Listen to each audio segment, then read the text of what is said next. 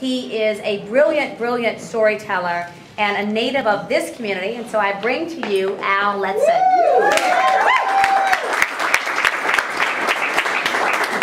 Hello, hello, hello. You guys hear me okay?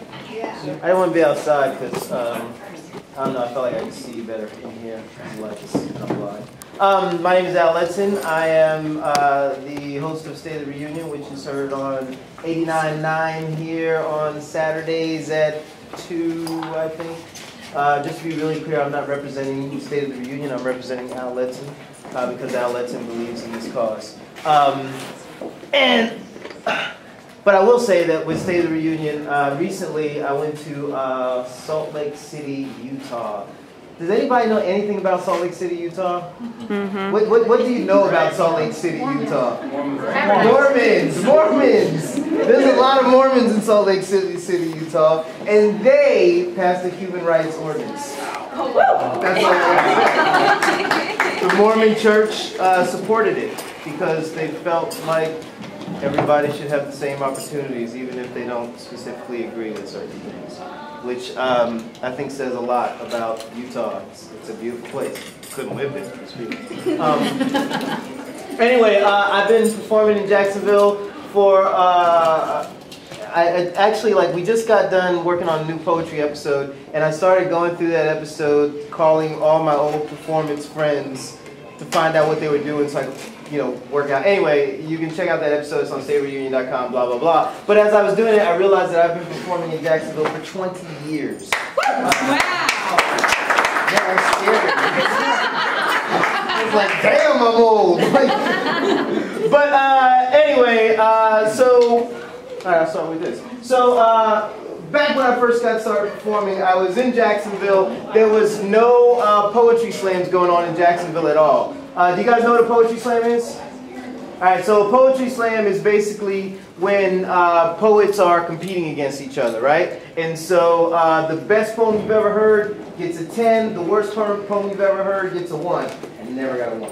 Okay, so, and the people in the audience will score this. Like there'll be 5 people that score it. Anyway, being from Jacksonville and there wasn't a poetry slam, I would have to go to other cities to perform. And I started doing really well in these cities that I was performing in. And I had a lot of poets, I had a lot of poets that I absolutely loved. They were like these big name people. Like for me, they were rock stars, even though most people would probably never know their names. So anyway, the National Poetry Slam happens in a different city every year. And this one year, the second year I went, was in Chicago, Illinois. The first year I went was in Austin, Texas. There were 200 poets competing. I ranked in 34th, and that drove me crazy. So like for an entire year, like I was practicing in the mirror like Rocky or something, like doing my legs like this, just because I had to win. So then I get to Chicago a year later, and I compete, and I do really good. And everybody's like, where the hell is Jacksonville, and who is this kid? I do really well, and so at the end of all the performances, all the poets were hanging out, doing what we always do, basically drinking. And there was the table of the cool kids. But I knew that I should not go by the table of the cool kids because I just was not cool enough. And they said to me, they sent somebody over and said, hey, they want you to go hang out with them. And these were poets that I loved. There was Patricia Smith, who was just amazing.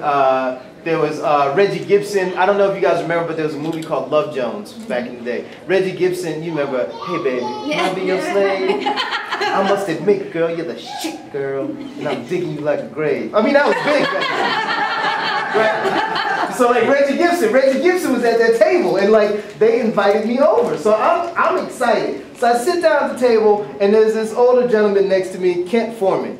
I knew who Kent Foreman was. He was a famous jazz poet. He used to open up for Miles Davis and the Jazz Messengers. He was a big deal. So as we're sitting down at this table and everybody's drinking, people are getting up and leaving, so forth and so on. And at one point in the night, it was just me and Kent. And he turned to me and he said, hey boy, hey, I like your poetry. I like your poems. So I'm going to give you a secret. I ain't telling nobody else. And I thought, oh, shit. A secret from Kent Foreman? What? And he says, now look, boy, when you get on that stage, I don't care what you're talking about. if you're talking about police brutality, if you're talking about your car being stolen, if you're talking about your homework getting ate by the dog, the first thing you say when you get on that stage is this poem is for the ladies. They would love you every time. This poem is for the ladies. I am waiting for Venus Williams to save me. Like some great Maasai Amazon warrior, stepping out of jungle foliage onto green open fields, outlined in white with sword in hand, prepared to do battle, spitting words of flame like, I didn't come to play good tennis. I came to win. Braids, singing like Medusa's hair, flailing against gravity and tennis racket hits full moon across net. And I'm stretched back 20 years to an uncoordinated, painfully skinny kid holding a tennis racket in hand, sweat saturating the grip as the coach on the other side of the court hollers, "You're playing like a girl, Alfie!" That's when I feel her slender fingers wrap around my shoulder and gently push me aside. Eyes marveling, I stare down a little man across the net and serve, my man, coming at ya. Zooming at 100 miles an hour, man, you better hit or get hit. And he decides to get hit. Bam! And I'm standing on the sideline screaming, 15 love! And don't know what the hell I'm talking about. As the goddess of love stretches her statue, her arms in the air and serve and serve and serve. Calling forth hailstones, shaped like tennis balls, to rain from the sky, pounding to his premature balding head. When he's screaming at the top of his lungs, "Stop! Stop! Stop!" And when she does, she stands there rocking back and forth, left to right, waiting for a volley that would never come. And I'm standing over the bully coach talking about, who's playing like a girl now, huh? Who's playing like a girl now? What? And when I turn around, she is gone. That second planet from the star we know so well, flung back into the cosmos where she belongs, leaving me to fast forward 20 years back to the future to a man slightly more comfortable with his height, weight, and lack of athleticism. Watching her on the television screen as my daughter crawls on the floor before me, making me think of her. Every time Venus whacks another ball into the stratosphere, I'm caught up with the fact that my daughter faced obstacles I never had to see just because of her sex. At that moment, at that instant, overcome by memories of an event that never even happened, I want to grab my daughter in my arms and tell her, "Baby, these flawed genes I passed down to you may not be the stuff of Venus Williams and Mia Hamm. You may not write novels like Edwidge Dan and Keller Joyce, Carol Oates. You may never see the moon so close that you can touch it, that you can taste it like Mae Jameson, but wherever your talents lie, it will be beautiful. And you will be beautiful for who you are. Weaknesses, strength, and all. And if they ever tell you, baby, you're playing like a girl, be proud and know that you will win like a woman."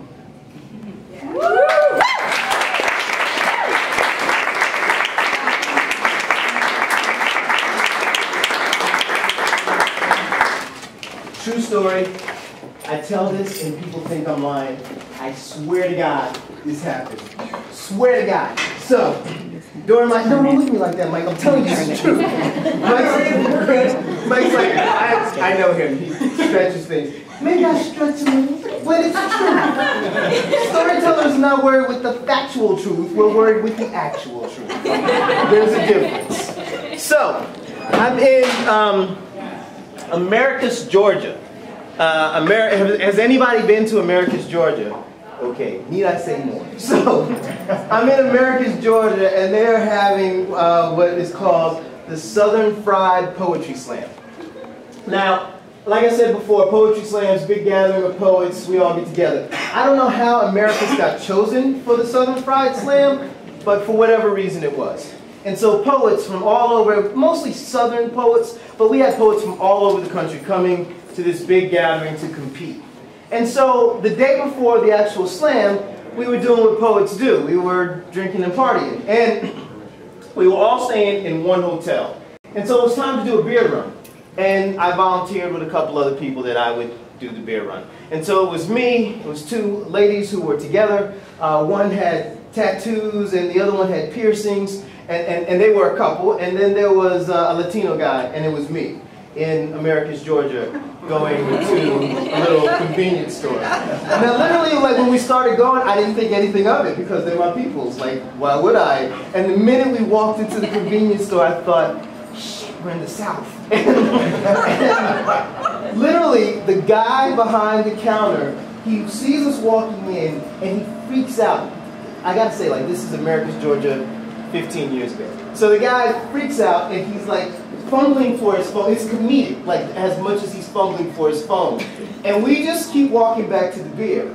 So we're back there. I'm kind of watching him a little bit and seeing him talk or whatever, but whatever. Everybody's pulling beer out, trying to figure out what we're getting. And I hear the door open. And I swear to you, in my mind, I hear, you know, like the Clint Eastwood thing? And I look, and there is a sheriff at the door. And I swear to you, he looks just like Roscoe P. Coltrane. He had the glasses that were reflective. He had the hat. And he walks up, and he looks at us, and he has this accent. I don't even know it was an accent as much as the way he talked. But it was so thick, I couldn't understand a damn thing he said. He walked up, put his hands in his belt like this, and looked and said, boy.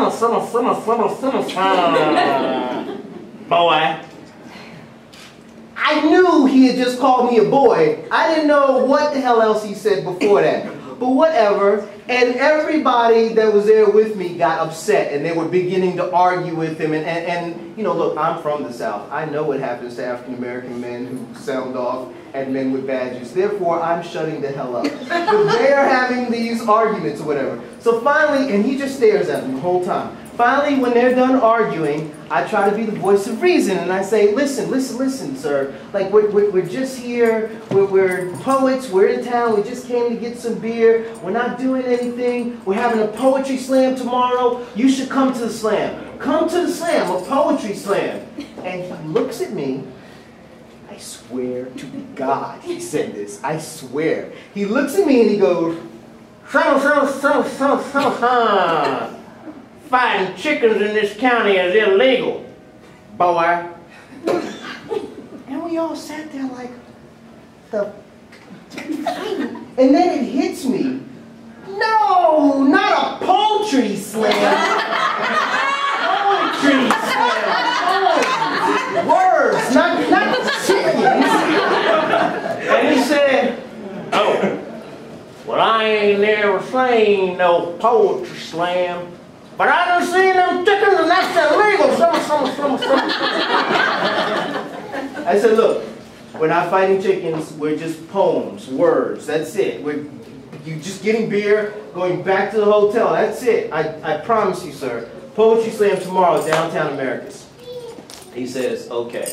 So we get our beer, we go over, and then we head to the hotel. We party the rest of the night. We tell everybody there about it. Everybody laughs. Next day, we're at Americus, Georgia, and everybody's competing, and I do this poem. Shh. Do you hear that? Ball. Bouncing on asphalt. Ringing the emptiness of a small court somewhere near here. One boy, one ball, one dream, one hoop. Shh. Listen. Slowly stepping up the foul line, eyeing metal rim whose orange paint has chipped or faded years ago. I hoop, then ball, then hoop, then aim, extend, small jump, release, and the ball flows through the air, defying gravity, nearing the rim, and he scores! Takes from top to key, rounds back through his leg without a glance by the back pass to his man on the side. His man runs down the court, takes the ball to the left, takes the ball to the right, sees it on the corner of his eye, then pass, touching the ball like an ancient relic from Africa. He hears voices of legends before him speaking his name, saying, join us in the sky, like Superman does, like a plane does. One step, two step, up, double pump, slam! Hang on the rim. Looking down at mere mortals, here the rim's orange is shiny and new. Here were fallen street ballers, hiding the drugs they sold or used, hiding high school A's and F's. Here were Jordan, King James, Shaq, and Kidd. Here the complexities of life are all made simple. Here it's all about the ball, the rim, and him. And then, with a little bit of reluctance, he lets go.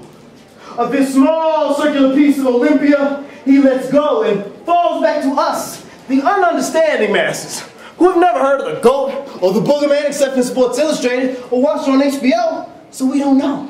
We don't know what it feels like to fly with the gods that walk the streets with demons. So we give them statistics. How many make it to the NBA? Huh? Do you? Boy, you better join the army or something. Be all you can be, but never be what you dream. But whether he's crossing over rivals on the ground or killing naysayers in the air, none of that matters, man. None of that. Just the ball, the rim, and him. Shh. Do you hear that? Ball. Bouncing on asphalt. Bringing the emptiness of a small court somewhere near here. One boy, one ball, one dream, one hoop. Shh. Listen, as an artist learns, his trade.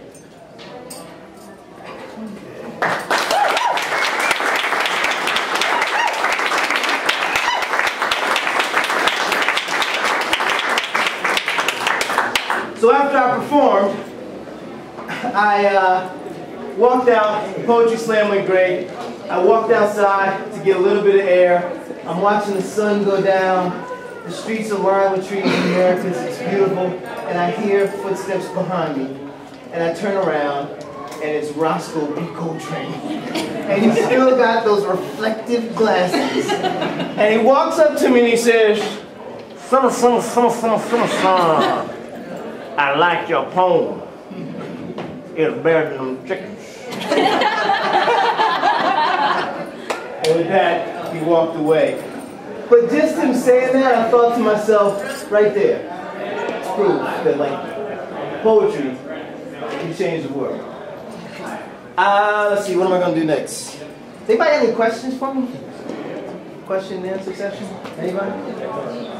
Nobody? Anybody have a question? Good? All right, well, thank you. Good to see you, Rich.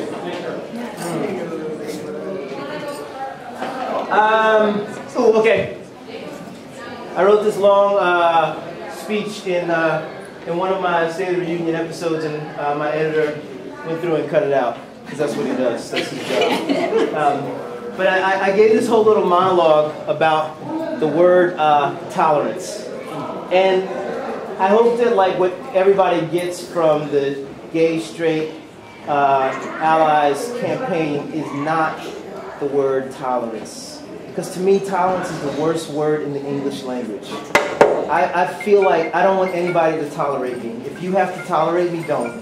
Please, let's just go our separate ways and not even bother with each other. Because tolerance, like, if I tolerate a pain in my back, it's because it hurts and I have to deal with it. But it's still a pain in my back. You know, if you tolerate a bad smell in your house, it's because it's there, but it stinks. As a human being, I don't want to be tolerated, and I don't want to tolerate anyone else. I want to take people for who they are, where they are, and hopefully they take me for who I am and what I am. But I don't want to tolerate you. I just want to love you. I don't want to, like, hold my nose and say, I'll deal with you and be in the same room with you because that's okay. That is the most insulting thing to me, as to say to another human being that I tolerate you. I don't want anyone to tolerate me, please. If you have to tolerate me, walk away, and we'll just wave from distances.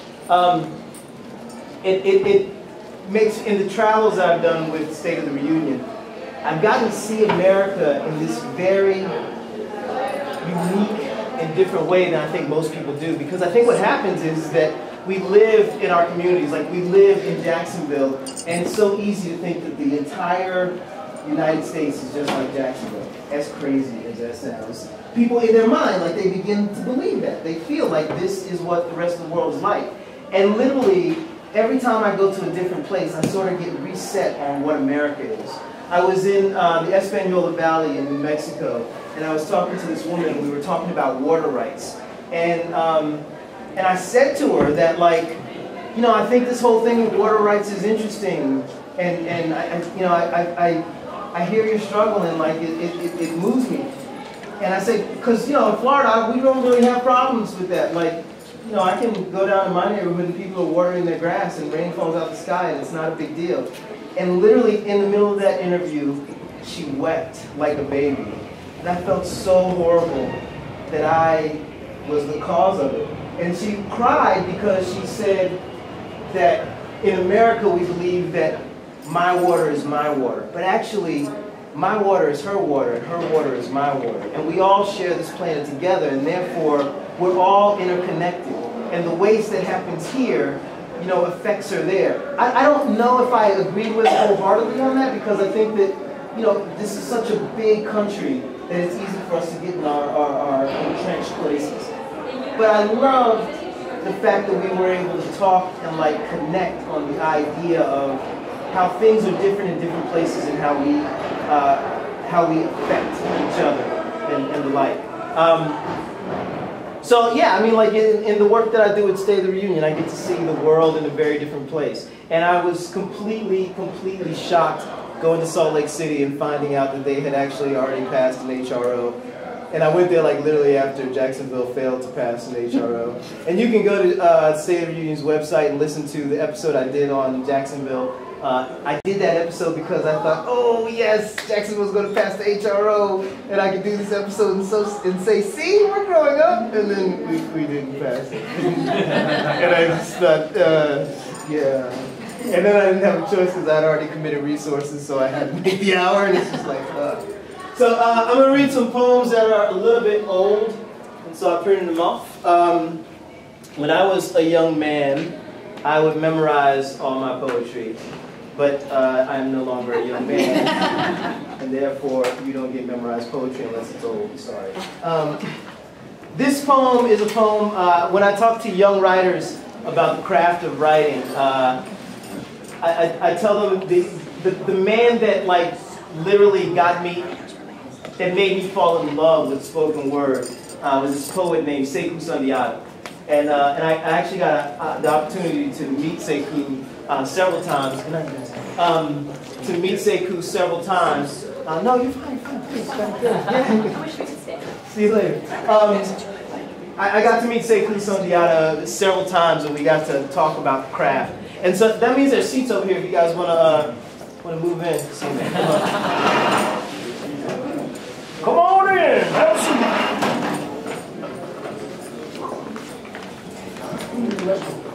So one of the things that Sekou, in the talks that we had about poetry and creation and stuff, he was telling me that he had never written a poem that he thought was finished. Which I just thought that was an amazing sentiment, because like I just didn't think, I always thought like, oh, I've got to finish this poem and I've got to get it done and keep pushing it out. And like literally talking to Sekou, I realized that like some poems are never done. They continue to morph. So this poem is a poem that I have been working on for 7 years. And I still don't feel like I've hit the landing on it. You know when you watch gymnasts and they get off and they're like, that was good, but that's how I feel about this poem. Like I love it, but then like I still, the end of it I need to work. And that just tells you like I'm getting older and more secure, because usually I would never do that. But now I'm just like, whatever. You see what I'm saying? It just happens. Anyway, this piece is called Penumbra. And this happened one day when I was sick and I was at home and I was watching Maury Povich. Oh my God. Have you ever watched that?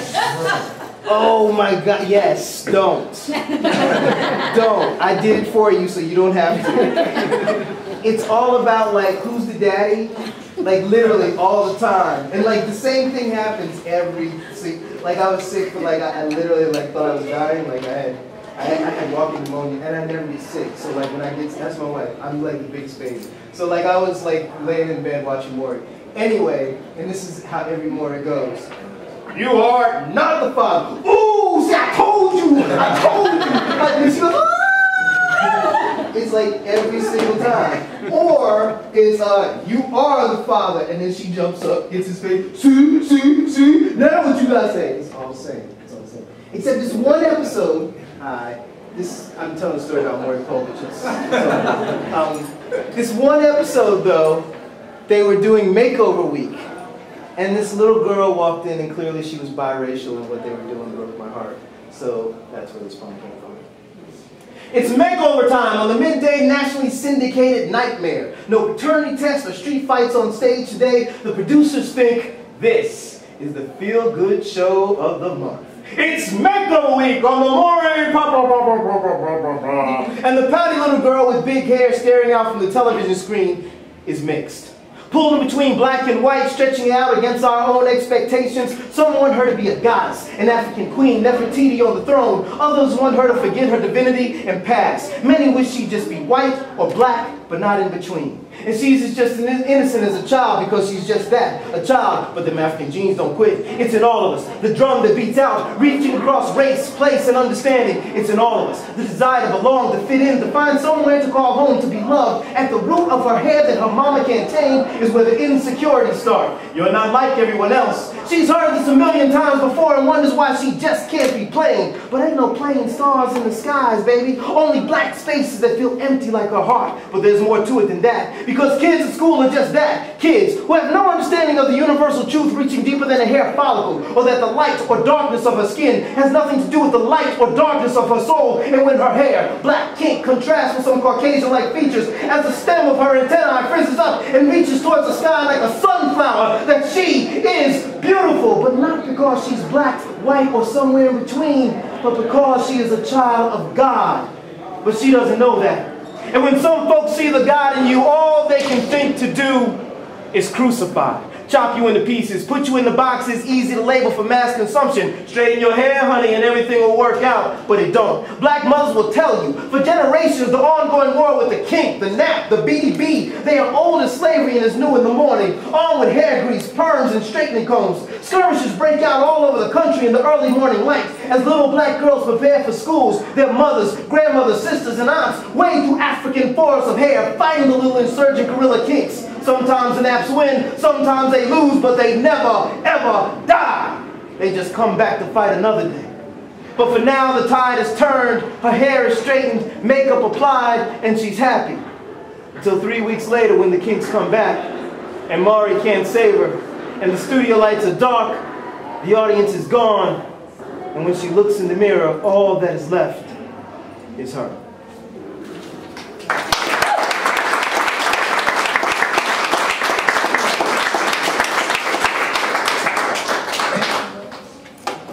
This is a crazy old piece. See you, bro. This is a crazy old piece that I've not done in probably 10 years. That's how old I am. My phone is 10 years old. Damn.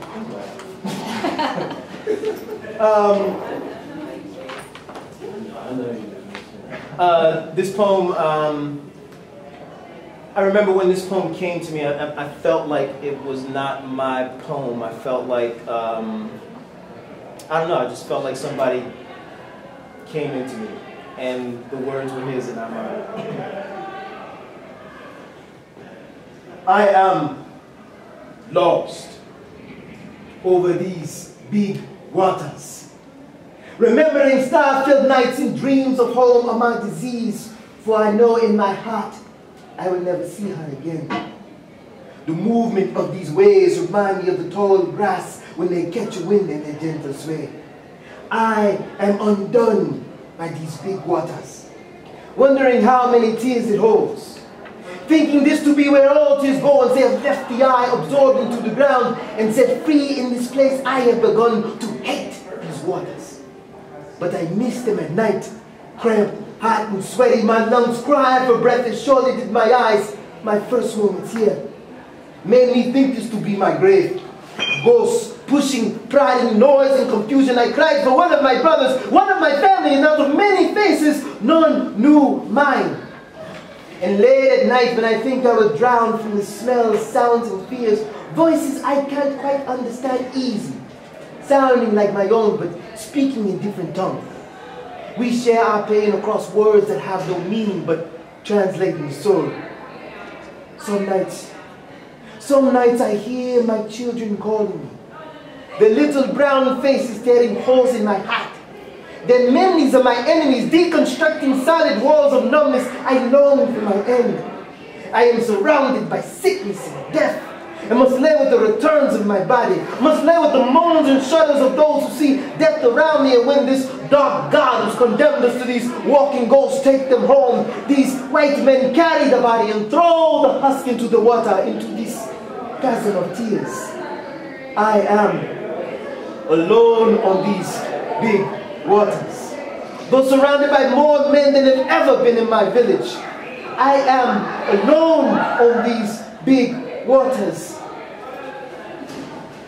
Wishing to touch my young wife's body, wishing to see her smile. Her smile is so far away, and I think I'm beginning to forget her face.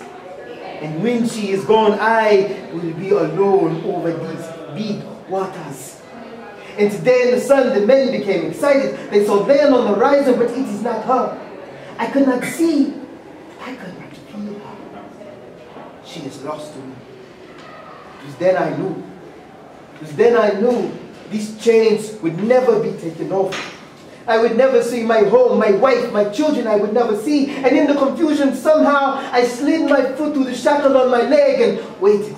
And waited till the men were away and ran to the edge and jumped and dove into the waters and swam like I was in the rivers at home. Swam like I did when I was a child, but I didn't swim to the shore. No, I swam down. Down where I was sure I couldn't swim back up. Down where I couldn't hear the children's voices. Down where these men could never have me. And once I was there, I spread my arms, opened my mouth, and let the tears of the world rush into my lungs. But it's not sad because I am free. It's not sad because I am free. It's not sad because I am.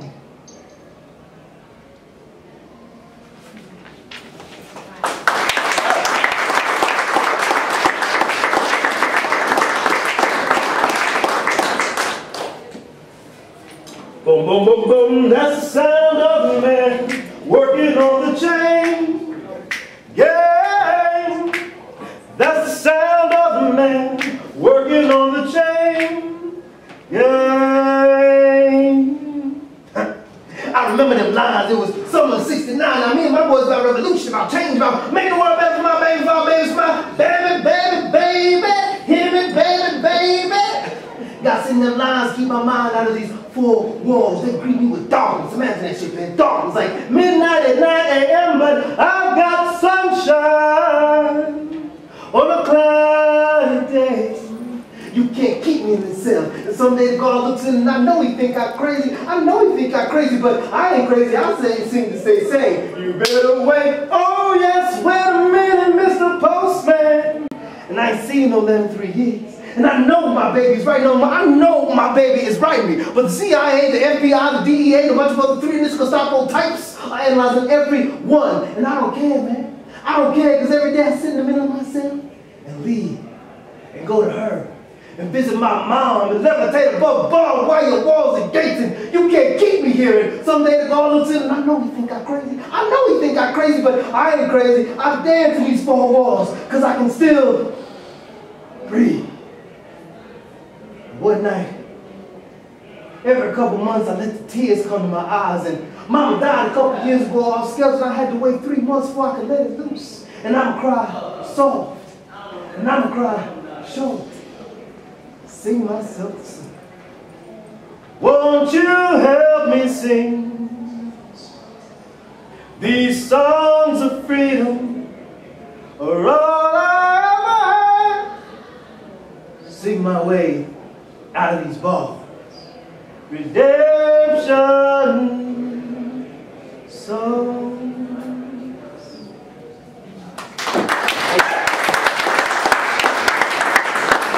And come on, my last piece tonight.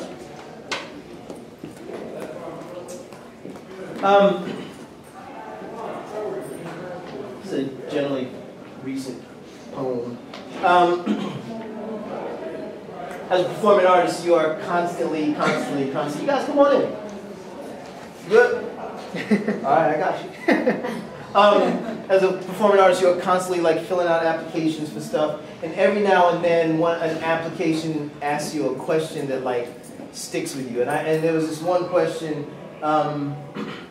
that in this grant application, it asked me what I thought my role as an artist was today and in the future. And all I could think about were the slave ships, with the tide that brought the boat to the shore, The sun that burnt their back, the shackles on their feet, the sea that must have tasted like their tears and sweat. And I know that somewhere in the belly of that wooden whale was a song. Some slave held dear, hid beneath his tongue, song that sung of sorrow but knew hymns of joy, rhythms that leapt from his fingertips while plucking King Cotton from his womb, a song that saved him, even with chains on his feet. And I know. Recently, in a workshop I was teaching, I was asked what I thought the job of the poet was. And I knew that in the back of the room there was a slightly overweight girl, sadness clinging to her eyes with the rings from a night of no sleep. She's 16 and just lost her premature baby because her body wasn't ready to carry the full term. And the first time she talked about it was in a poem she just handed to me. Or Carlos, who hates his teachers, hates getting picked on, hates the way he looks in the mirror, and sometimes hates his parents. But instead of getting a gun, he writes, and he writes, and he writes, until there's no more ink in the pen, no more paper left to write, no more trees to make papyrus, no more tears in his eyes, nothing but the word on paper and the written Band-Aid across his heart. He writes like his life depends on it. But it's mine, he said. It's the young boys in the prison system at creative writing class who just found whole new words through the writings of Lorca and Langston, and through their twisted linguistics, they trade the poetics of Jay-Z and Eminem into the rebirth of hip-hop with Lorca and Langston bobbing their heads in a writer's paradise I am working to achieve. It is writing a poem for my children and knowing that one day they will read it and know their daddy loved them because he wrote for them with his blood.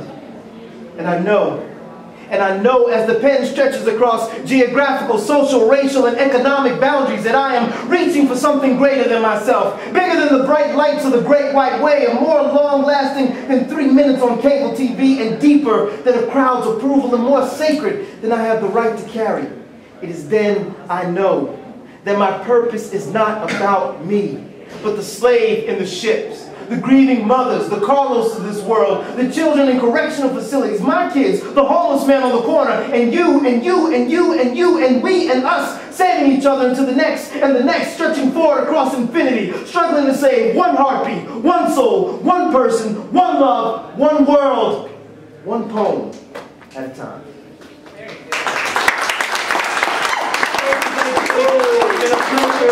go.